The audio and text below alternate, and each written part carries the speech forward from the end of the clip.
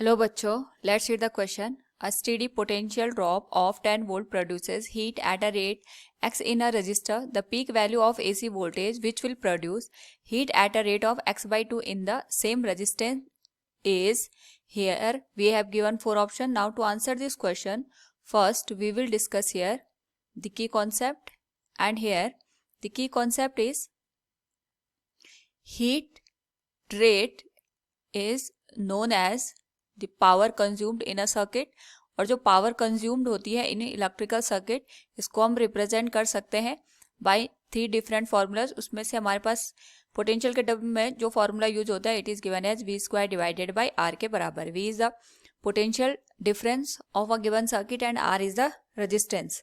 तो according to the question हमारे पास यहाँ पे steady potential difference of 10 volt produces a heat at a rate x in a resistor. यानी हमारे पास कोई रजिस्टर है, इसकी वैल्यू हम यहाँ पे r के बराबर कंसिडर करते हैं.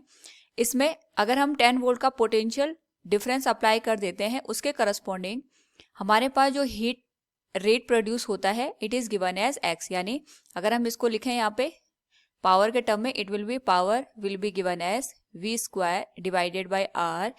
It will be given as x. इसको हम यहाँ पे अगर v को रिप्लेस कर दे 10 वोल्ट से, तो ये हो जाएगा 10² divided by r equals x और 100 divided by r equals x. It will B equation number first. Now यहाँ पे the peak value of AC voltage which will produce heat at rate of x by 2 in same register is. हमें यहाँ पे potential की value को find out करना है. Suppose same register है. पहले केस में हमने स्टेडी पोटेंशियल डिफरेंस का यूज किया था. स्टेडी पोटेंशियल डिफरेंस का मतलब ये हो गया कि यहाँ पे हमने जो कांस्टेंट वोल्टेज है वो अप्लाई की थी या डीसी अप्लाई की थी. अब हम इसी केस में यहाँ पे एसी अप्लाई कर रहे हैं. हमें इसी एसी वोल्टेज की पीक वैल्यू को फाइंड आउट करके वैल्यू को बताना है.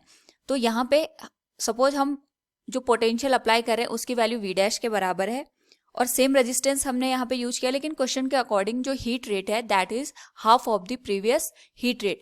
तो इस केस में अगर हम बात करें जो पोटेंशियल हम अप्लाई करते हैं उसके वजह से जो हमारे पास हीट प्रोड्यूस होती है उसमें हम यहाँ पे RMS वैल्यू का यूज करते हैं. ये हमें ध्यान रखना पड़ेगा कि जब भी हम यहाँ पे पोटेंशियल ड्रॉप लेते हैं in case of the AC और उसके करस्पॉन्डिंग जो हीट जनरेट होती है it is always taken in the RMS value.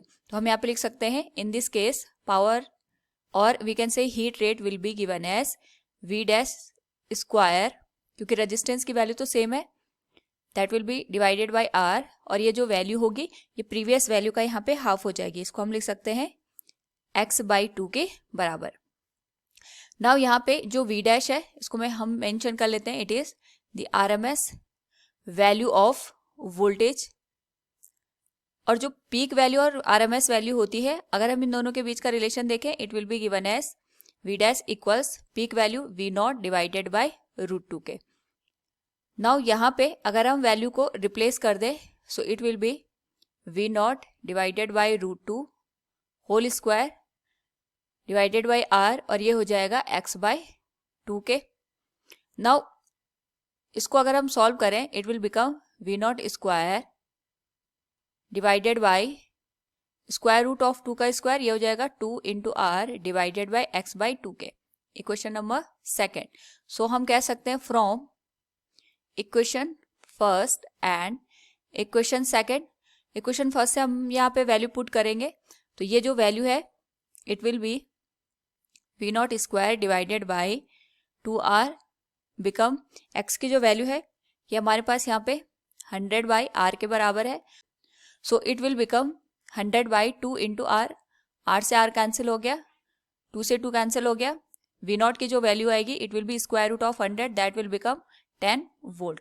तो इस केस में हमारे पास जो पीक वैल्यू होगी of the voltage that will be 10 volt. So from the given question we can say here the peak value of the AC voltage which will produce heat at a rate of x by 2 in the same resistor is 10 volt. Option C will be the correct one. Hope all you understood it. Thank you and best of luck.